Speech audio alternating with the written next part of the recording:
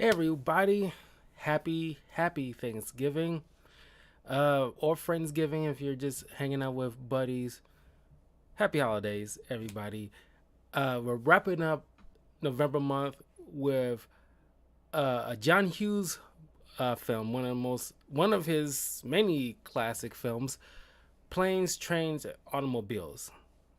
And I had to wrap up with like a good what's the button in kind of movie I could review for Thanksgiving, and one of the best Thanksgiving. One of the clearly there's other movies that set around Thanksgiving, but I think this one is always at everybody's top of the list of more notable Thanksgiving films. Uh, of course, it stars Steve Martin. I love Steve Martin in anything he does, as well as the late great John Candy. And there's also notably some people you did not think was here. Uh, you got uh, Michael McKean as a state trooper, one-off kind of characters. You got Matthew Lawrence playing Neil Page Jr., just a itty bitty cute Matthew Lawrence. Kevin Bacon as an uncredited man just racing Steve Martin's character Neil Page to a taxi cab. It's like it's just funny. It's just like, oh, I didn't know he was in this, that kind of feeling. It's just like when I reviewed last month the first Ghost Rider film. You see a uh, what's her name getting mugged, Rebel Wilson. So you sometimes when you look back at certain films back in 80s, 90s, early 2000s, you take notice on certain people that you didn't think was going to be like a big deal of today. Like uh, Seth Rogen was in some kind of TV show way back in the day. I haven't seen it, but I've seen like pictures, and it's like, wow, that is like a long time ago, and this dude's going to be like a big deal in the future. Same thing with like Terry Crews. You see him in Friday After Next. Did not think he was gonna be a huge deal in the future. Speaking of which, I probably should have put Friday After Next on this year's Christmas thing. Maybe I'll do it next year. I'm not sure. We'll see. Uh, but anyway, Steve Martin plays Neil Page and John Candy plays Dale Griffin. Now, this is supposed to be it's going to be, well, at least it's been at least noted, and not how much of it's going to be a rumor or not, but in 2020, there's supposed to be like a thing where it's going to be a remake of this film starring Will Smith and Kevin Hart. But that's what I thought the movie Due Date was supposed to be, starring Robert Downey Jr. and Zach Galifianakis. And I watched the movie when it went on TV.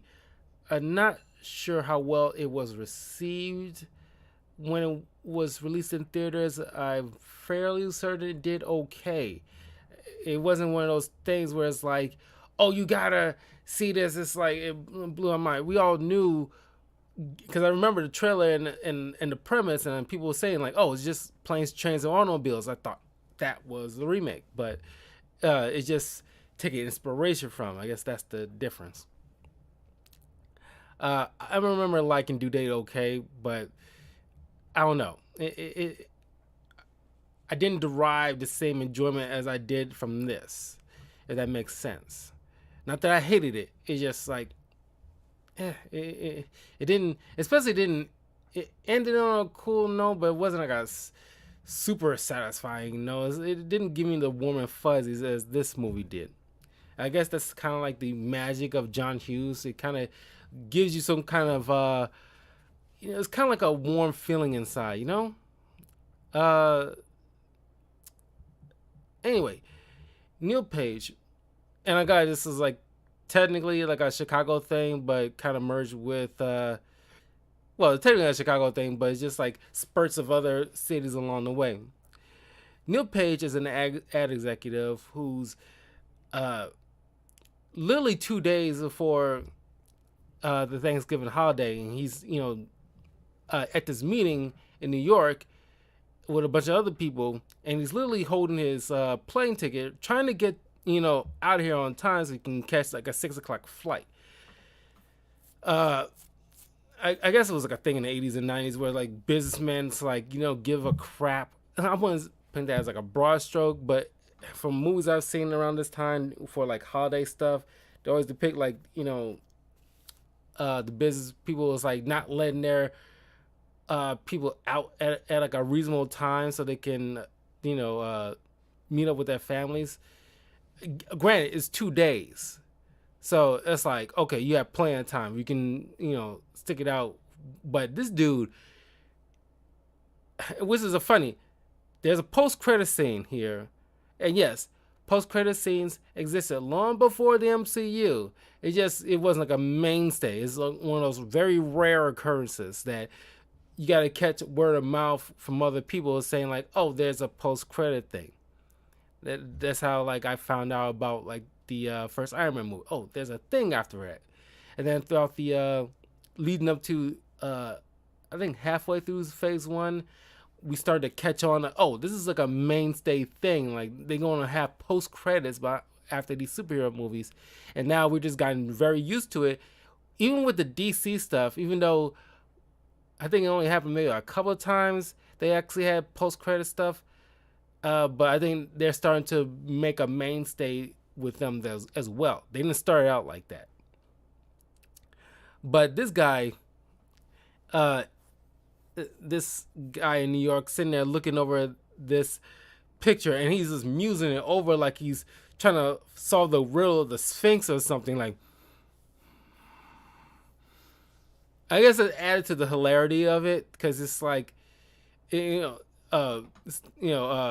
is looking over to one of his associates, like, just miming like, gotta go, and this dude just sitting there just pondering, like he's figuring out the meaning of life or something through this picture. Like, is it good or is it not? Like, tell them one way or the other because we got to go. People got to go to their families, dude. And it's like you don't know what they got going on, and it's like, even with like let's say like Wall Street or wherever, like these kind of businesses, you got to have a certain shift, right? It's not like police officers or doctors that has to work overtime or like kind of thing, or late sometimes. It's just like there's reasonable hours that's set for employees where they got to get the hell out, like 4, 5, 6 p.m. And it's like, they got to get home. They can't stay longer unless they probably ask for some overtime themselves. But it's like, he's sitting there just, and it's one funny moment where it's like, he looks like he's about to express his thoughts. And everybody's just leaning in. Like,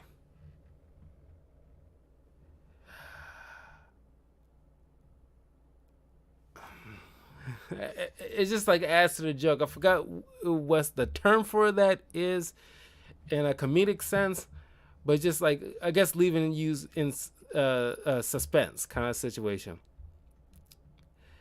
But then it's like it sync cuts with Neo heading to the elevator. It's like, waiting like an hour, just almost an hour for or either 30 minutes or an hour, just to tell us like we'll come back when we make some final decisions. Like, son of a bitch. And it's like, I love when Steve Martin play like straight-laced characters, because he can have his comedic moments. Because the other Steve Martin films that I've reviewed is honestly my personal favorite Steve Martin films, Follow the Bride 1 and 2, which you can check out up on my YouTube channel. That's youtube.com/talkativecarl. I did those around for the Father's Day movie month, so you can check those out there along with the other films. But Steve, I keep want to call him Steve Martin. Neil, it's like, it's New York, and so it's cluttered as all hell, and I imagine even worse so because it's literally a couple of days before Thanksgiving. People scrambling now. Speaking of which, I want to say, because yesterday at work, uh, a, a customer was looking for like frozen pie crust, and of course we were completely out because people are baking pies around the holidays, and it's like I'm sitting there going back and checking, and of course we don't have any, and I'm sitting there talking with a couple of my coworkers, and it's like, have these people ever watched a fucking movie in their life? Because like, why would you shop for something that you probably need literally a day before the holiday? It boggles the mind because like, just like, well, at least with me personally, I think I got this lesson from my grandfather. As far as when I was a little kid, I was like, know what you want to do, get at a store before you get there, but also when it comes to the holidays, do at least try to get it all taken care of a month ahead of time, especially when you're dealing with like turkeys and all these other ingredients and stuff that you need, because trust and believe it's going to run out very fast because everybody's trying to get the exact same doggone thing. And it's like, people are scrambling and everything like that. And it's like, I say it's like a long time ago, many times. It's like, if you're going to the store the day or two, or even the day of Thanksgiving, or even Christmas, as a matter of fact, what I expect people to be looking for is maybe spices, or maybe some Tupperware, or most plates, paper plates or something. Things that it's like little insignificant things that you might need at the last minute, that you can at the hopes of having, but it's not a big deal. But not something like pie crust, which is probably essential to the course meal, the full course meal. So I'm seeing this guy, all these people scrambling along, and granted, people are being let out. Is everybody being let out at the exact same time? Because Neil seems to be lingering, and his coworkers have been lingering a little bit. So everybody should have been up and gone, and there should be maybe stragglers, but not like rush hour, but with people, and instead of cars. So he races Kevin Bacon, to one of the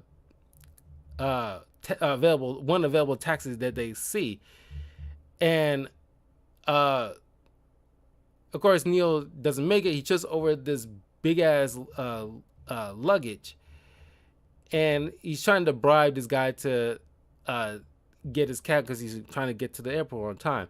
He gives the guy like some money, but some other fool puts his stuff in and take off. Of course, it's John Candy, and he finally, Neil probably finally makes it to the airport, but the flight is delayed. So at that moment I'm thinking like, so probably wouldn't have even mattered. But I say that because I'm not sure how usually airports work and airlines, because I really don't like book plane tickets myself. I usually have somebody else do that because I don't know. I try to think about learning that a bit myself before I took that trip to Vegas and try to figure that stuff out, because eventually I'll probably have to figure out how to make up like a plane ticket ride to somewhere and how it works. But there's a particular departure that you're settling on. At least it's what I know for a fact. Like, okay, unless things change since the 80s. But, if you're trying to book a flight, you typically want to book one that's like cheaper. So you plan ahead of time. And the flight is like 3 p.m. Going to Chicago. So that's what you settled on. So if he had like a settled on time and he's getting there, and they got a thing that says, "Oh, it's been delayed or something." So I'm thinking to myself, "Oh, it wouldn't really have mattered if he, came here because it would just been delayed. He wouldn't even got home on time regardless." But anyway, he sits down waiting for like a 9 p.m. flight, and he, bumps into uh, uh, uh, John Candy's character, Dale Griffith, who kind of looks like, Peter Griffin in a way. And I'm assuming like I like to assume that's where Seth MacFarlane probably got the inspiration from. He watched a lot of movies in the 80s, so I wouldn't be too surprised.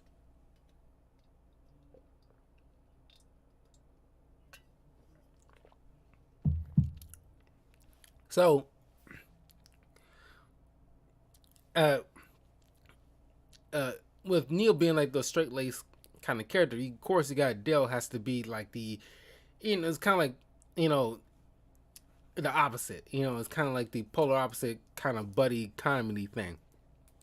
And of course, he's a chatty Cathy kind of guy, very positive and, you know, uh, rarely let things upset him. And he's heading back to Chicago too. He's a shower curtain ring seller. I guess, of course, you got those kind of things. It's like, you know, on the go selling certain products kind of thing. I think by today's day and age, I like to believe people are still selling Tupperware, you know, on the go, even though you can easily buy some online. But of course, I'm pretty sure they have, people who going uh, on the road or whatever selling these kind of things, or even around the neighborhood will also have like a website.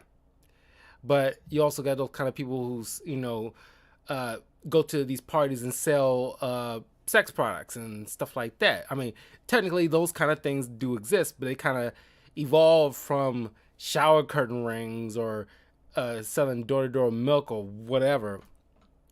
Now you got like at least the primary two I can think of is sex toys and stuff like that, or Tupperware stuff like that. And uh, of course, Neil is just like one of those kind of uptight kind of guys, and he's like, you know, granted, he has a right to be upset, with he bought a first class ticket, and this lady is not letting him in on first class area because I guess like because the ticket is supposed to be for first class on the previous flight, and yeah, but it's delayed. So a lot of people should be coming to you with those kind of same complaints. And the airline, because right now, uh, what's that? Not governor. He used to be mayor of Indiana. He ran for president a while back. Pete Buttigieg. Very not super recently, but for a while now, he's making some changes with like infrastructure and more importantly, like the airlines, where situations like this, because I guess it's been very insidious for a mighty long time, where the airlines, do some very foul stuff, something like this, where now they're gonna have to they allow the airlines making significant changes when things like weather messes up people's like arrivals and stuff like that, and they end up getting bumped or having to like give you these BS like accommodations or whatever in lieu of the customer's setback. And obviously, all that crap is not going to cut it no more, because you fault in the because if a person is late on their own and they have nobody else to blame, but if something outside of their uh, control happens, you're gonna have to go above and beyond to make sure that you satisfy this person. And I mean, like I said,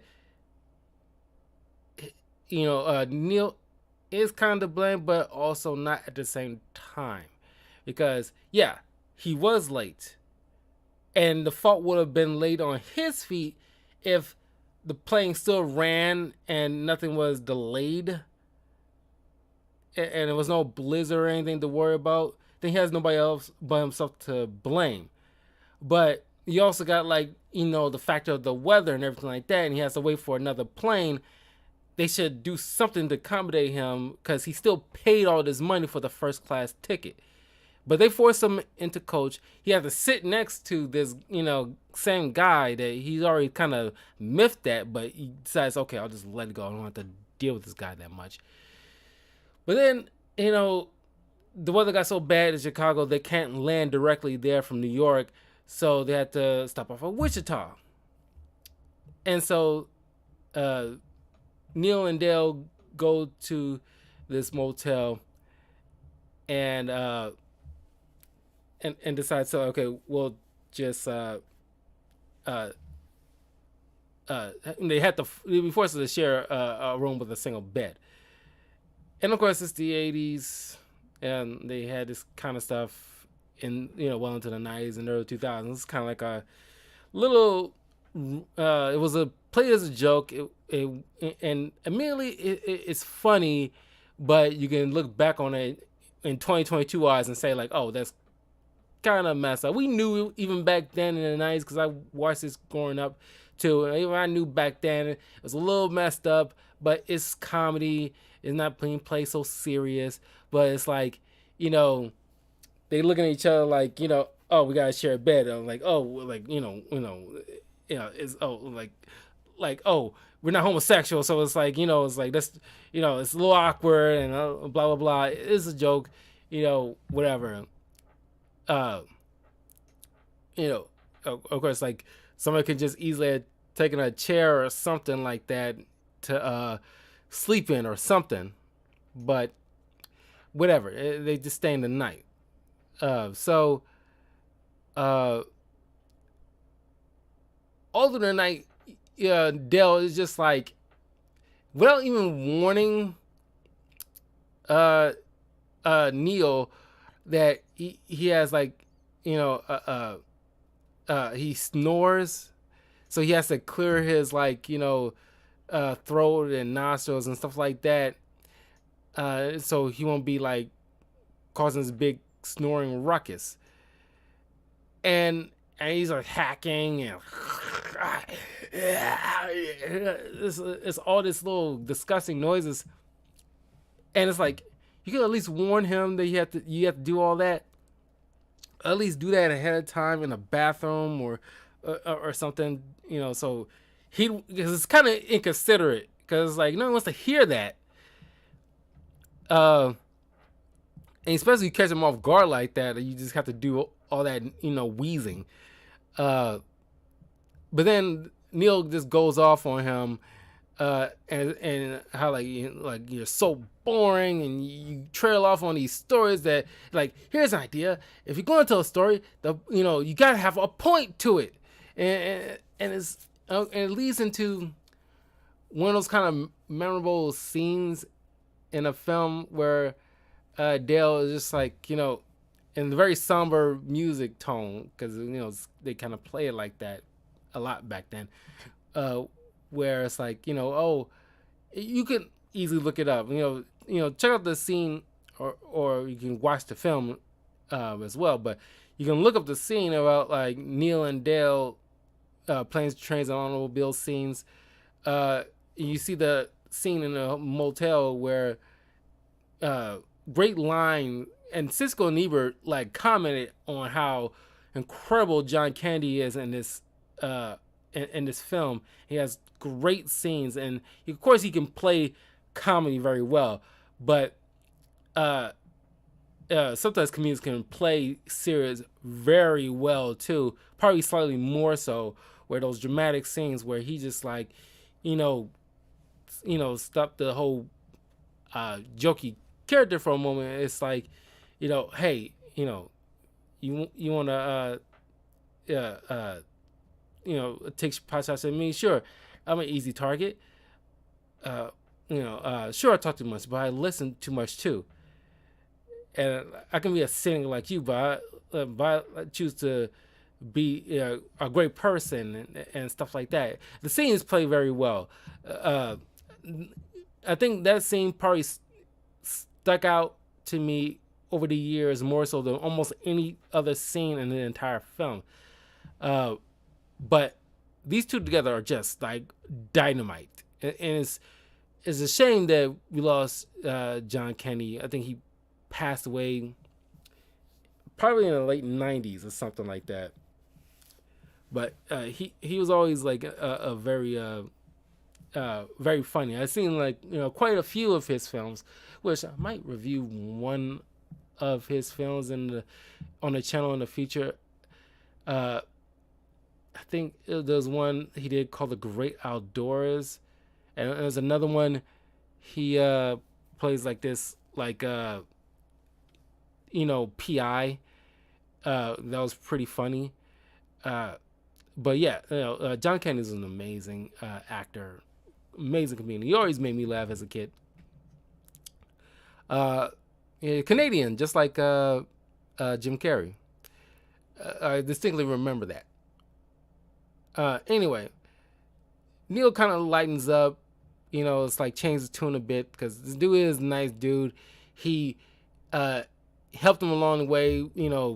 Getting like affordable motel for the night instead of having to sleep in the airport, that kind of thing. So, he was like, okay, like this dude went out of his way for me. I shouldn't be losing it on him like that. So,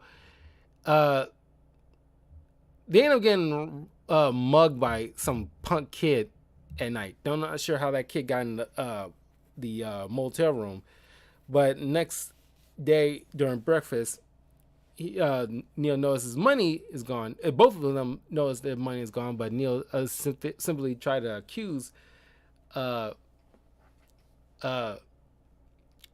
of stealing from him. So they have to use what little cards they had to pay along the way, because now they have the motel guy that Dale knows because he sold shortcut rings to him, and the owner of the motel gets his very I want to say country, but kind of like the kind of like backwoods, trucker type of guy to drive them to the train station that's supposed to take them directly to Chicago. Although the train halts because of some malfunction. They're stuck out in the woods. So now these two guys have to, because there's a lot of travel going along here. Because they're stranded in Wichita, so they got the locomotive breaks down in Jefferson City, and they take a bus to St. Louis Airport, where and this part is kind of like, I have like a slight issue with, but it's part of the story. I get it, but Neil decides we should just go our separate ways. We got here at this point together, and that was great, but I think we should split off and cover more ground. He's just trying to get rid of this guy, and Dale's not, even though he's like a lovable goofball, he's not an idiot, which I kind of appreciate. I kind of appreciate it because it could be so easy to portray Dale Griffith as because I think this is where I got issue with Due Date when I saw it. 'Cause I only saw it the one time, and it's not terrible, but it's like I don't know, it's not the same. Where it's like uh Zach Galifianakis character seems like he comes across like just absent-minded to the point of just a way too stupid for his own good. Uh, where here Dale can seem like an idiot, but he's not an idiot. He's just like a very kind-hearted, maybe naive, uh, but like this good-natured person that can have his little sad moments and upset moments, especially when Neil accuses him of stealing, and it's like he's stands up for himself and says foot down and lays it out like, yo, I mean a lot of things, but I'm not a thief.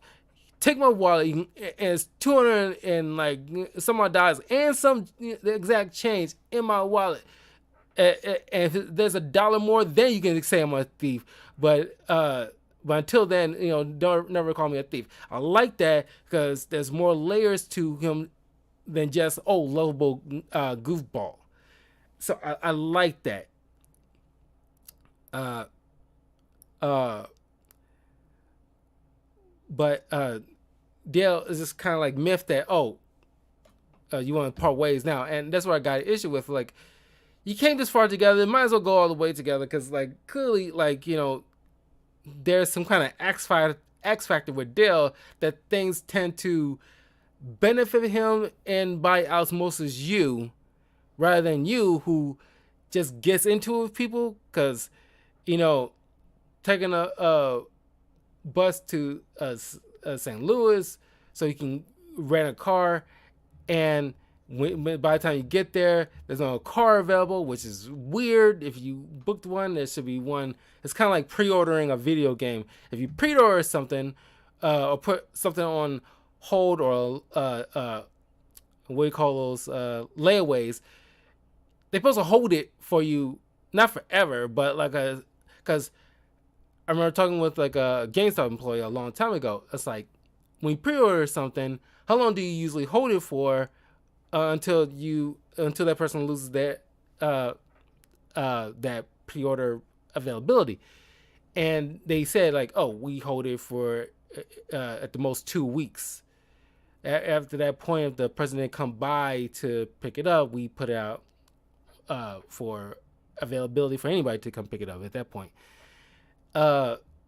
So that should be the same thing. It's kind of like with like a Seinfeld episode where Jerry Seinfeld is trying to make a reservation, and he head out with his clerk, where it's like it's like sure, I know you know how to take reservations, but the important things is actually to hold on to one. Anybody can just take it, and that kind of played out in my head. Whereas that scene, it played out here. It's like your job is not just to take reservations; it's to make sure you hold on to said thing for the person to come pick it up when they get there. You're ordering something, you're paying good money for it. So it's just like it's a weird thing for an establishment. Like I said, it may have been done a lot back in the day in like 70s, 80s, maybe into the 90s, where it's like people just like not holding on to things and just giving it away for whatever reason. But so he's losing his cool. He had to hoof it all the way back to St. Louis airport. And of course, all along the way, he's, because he's walking along the freeway in order to get back. And his, shoes are, worn through, and his clothes is, dirty all over the place and disheveled. And so he's losing it on this woman who was in Ferris Bueller's Day Off as like a receptionist at his school, and he's losing cool with her. Which granted, he is upset, but he's I guess you just reach to a breaking point, and people tend to snap. It happens to human, but it's like, at the moment, you try to at least compose yourself.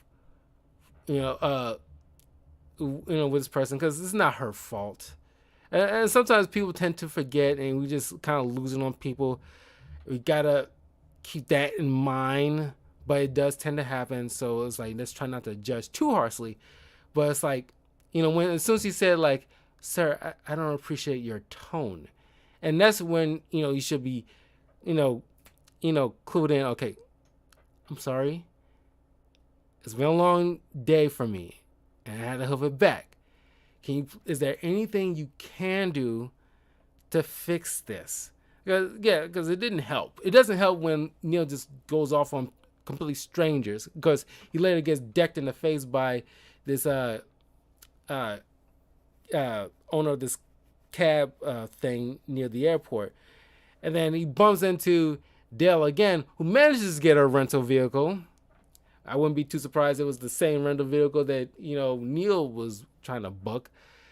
But later on, you find out that at the motel they end up switching they mistaking each other's credit cards, which I think is kind of idiotic in certain movies and TV shows where people take each other's credit cards by accident. You should know what your credit or debit card look like, so don't be making those kind of mistakes. Anyway, because typically when I, using my card for something, I keep it directly in hand, or if I have to hand it to the clerk to swipe it, they hand it directly back into my hand, so I know I have it, that kind of thing.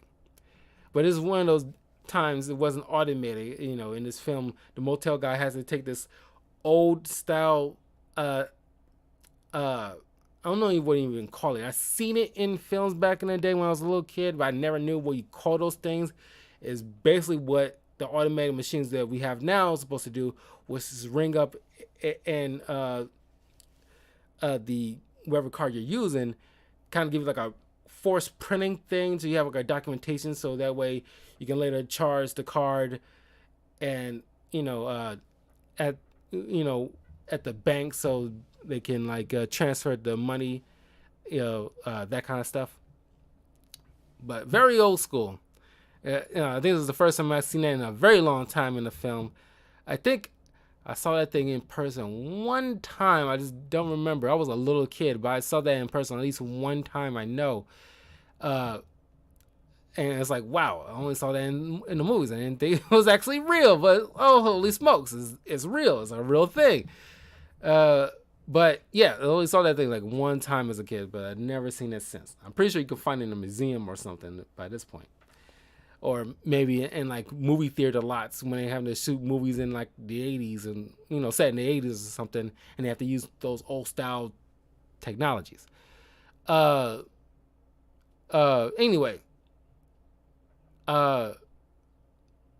they're on the road now, going from St. Louis, and trying to take the rest of the way to Chicago. So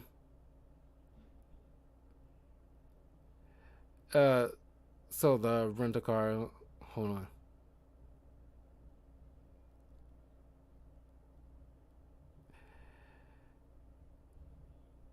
So along the way, when again, probably getting close to the border of Illinois, you get this scene where Neil is asleep along the way in the passenger seat while Dale is driving, and he's playing the song "Mess Around." And you might be familiar with this scene because it was a parody, at least in the one of the in the third Family Guy Star Wars film,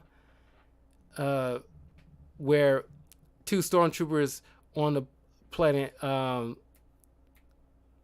planet Ewok. I forgot what the forest planet where the Ewoks are from. Where it's like one stormtrooper is sleeping while the other is a heavyset guy, smoking a cigarette in one of the AT-ATs, and he playing mess around, taking the exact same scene and parrying that. So if you've seen that, that's where Family Guy got it from. Planes, Trains, and Automobiles.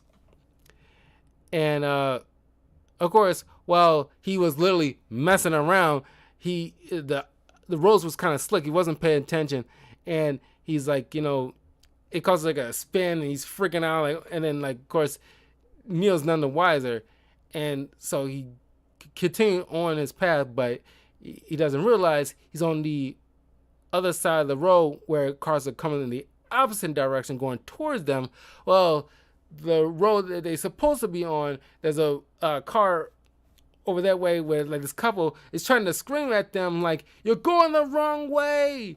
And of course, Neil and Dale is just laughing at them, thinking that they're just trying to pull their leg, and it's just like the adds to the comedy when they're slowly realizing, oh my God, we're on the wrong way of the road, and you see these two semi trucks coming down their way, and they literally squeezing right in between them, and most of the cars getting torn up on the sides while they're veering off, and they step out, and then the car catches fire, and of course Neil started to laugh because oh, finally something bad happened to you for once, and then come to realize that Dale uses the car that he accidentally took from Neil to pay for this rental car.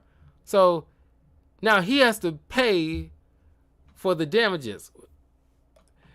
So they managed to get this car, which still somehow is drivable for some reason, to the closest motel they can get to stay the night. Neil has to barter whatever little cash he has along with his watch to stay the night, while Dale doesn't have anything to barter with, so he has to sit in that, beating up jalopy at this point while it's snowing. And Neil, feeling bad again, it's like, come on inside, because of course you can't let this guy freeze to death, because you'd be kind of like a dipshit for letting that happen. So they drink from the mini bar, eating some chips, and just finally having a good laugh and pointing out the fact that I'm pretty sure I'm gonna look back on these 2 days and I'm just gonna have a big ass laugh. And they starting to laugh, and it's like, oh my God, it's already started. Because yeah, when things like this happen to you in the thick of it, of course it's not fucking funny, but when you look back on it, when time because comedy works with time, when you look back on it, you can have a good laugh about it. It's kind of like my whole ordeal with getting my PS5. The fact that it's the digital edition, it's supposed to be $4.99. That's what I expected to pay, but because the third-party retailer put it up on the Walmart website, and know how quickly these things go, I had no choice but to buy it, and there's no way anybody can haggle back to the tag price where it's supposed to be.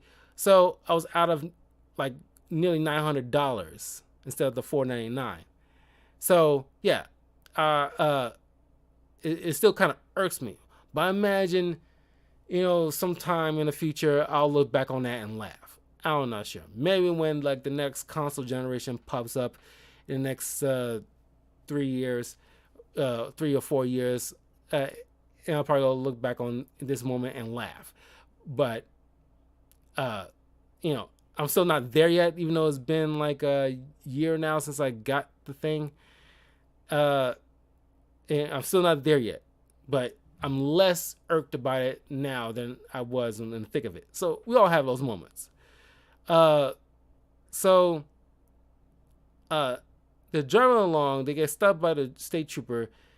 The car is unfit for driving purposes, and granted, that is the law. You can't have something like that driving along the road, but it's like, you're nearly there, just let them fucking go. But at least go to the nearest town and at least help them with like a cab ride or something for the rest of the way. But the car gets impounded, so they hop on a milk truck to take them the rest of the way to Chicago. And now he's finally here. He's taking the L train. It's a loop train in Chicago. We call it the L train. And I tried to look on, because there our train lines are color coded, which helps us know which part of the city we're going to in Illinois. And I could have sworn it might be a green line that Steve Martin might have been taking to get him home, but like I could be wrong. Kind of like because I like our train system here. I imagine because New York, I'm not sure how y'all deal with your train system. Maybe y'all just gotten used to it, but it seems super fucking confusing as fuck. I'm not sure what system y'all going up on, and most of y'all are like jumping the turnstiles and all this stuff that y'all ain't got no fucking cash to put in your cars that you're using to pay your way to go through. It's fucking stupid. Not to say like that kind of thing I haven't seen in Chicago, but it's not a constant thing here as it is there. But I kind of like our system because it's very like, it's kind of organized. It's like color coded. It's like you know exactly where you're going from point A to point B on this particular color. So, you know, I like our system. But they finally send like a warm goodbye to each other. Neil gets on the train, and partway through, he's starting to realize, recalling certain discussions he's having with Dale, because Dale had this picture of his wife, which Neil always assumed that he had a home go to, but because Neil's been going out of his way to make sure he gets home in time for Thanksgiving with his family, and along the way while he's with Dale, he's never not once been. It didn't seem like he was ever in a rush to get back home. He wasn't as like, it didn't seem like he should have been just as eager to get home as Dale was, to get back. But it just never seemed, he was way too nonchalant about that. And at certain moments, he's always almost silent about that whenever Neil's bringing up his family. And he goes back to talk with Dale, and come to realize Dale's homeless. Now, growing up, when I watched this film, I never came across as Dale being homeless. I just thought he just didn't have a wife. His wife passed away years ago. And so I thought, oh, he doesn't have a home to go to because his wife had passed away. So he has nobody at home to go back to. So what's the point kind of situation? But no, according to information, now I'm coming to realize after so many years, he's just plain old homeless, which that kind of raises another question. It's like, wait a minute, clearly you had a wife, so clearly y'all had a home together. So why don't you have a home, or at least an apartment? Because I doubt that being like a sour curtain ring salesman pays all that well. So you should at least have some kind of small apartment to go back to. You don't have no home, which is very odd. So Neil invites Dale to his home to have Thanksgiving with him and his family. And he introduces Dale to his family. And he finally, after so long being away, he embraces his wife. And the film closes on just Dale smiling, seeing his friend finally, he has, his wife is not around anymore. He's glad that he can, get his friend home to his wife. And closes out on that kind of warm note. Minus the post-credit scene where this, New York guy still sitting in his office pondering over this freaking picture while he's eating Thanksgiving dinner at the desk. And it's like, dude, you don't have no fucking family either? What the fuck? But anyway, yeah. Planes, Trains, and Automobiles, a very classic film, very heartwarming, very comedic. The dynamic between John Candy and Steve Martin is phenomenal.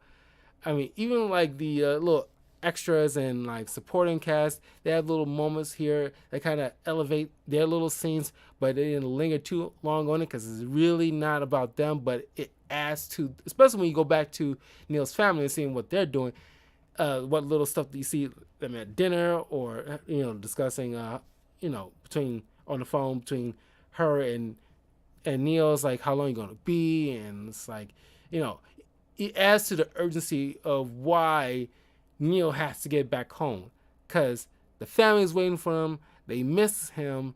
They're doing all this stuff. He already missed a Thanksgiving play that he's supposed to have been in time for if the plane would have ran on time. So I like that. All that elevates the importance of what Neil's going through and like the dynamic between him and Dale. And Dale is kind of like, I guess, making Neil less uptight.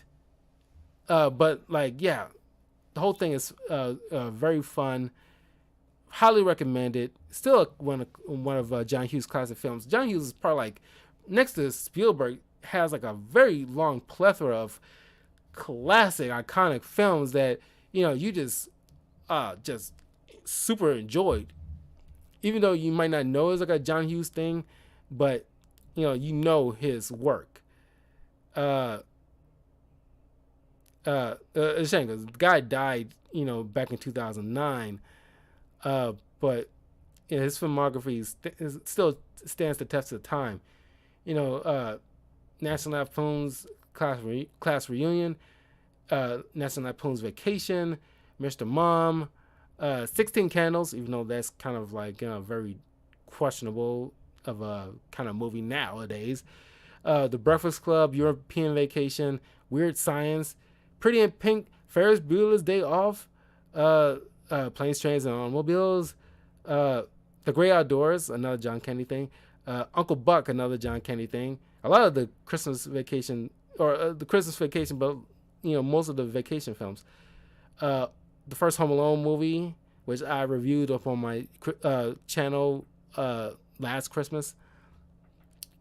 Beethoven, Home Alone 2, Dennis the Menace, Baby's Day Out, Miracle on 34th Street, 101 Dalmatians, Flubber, Home Alone 3, Just Visiting, Made in Manhattan, which I didn't know it was him, but it was credited as a different name as Edmond Dantes. And then his last film that he did was Drill Bit Taylor.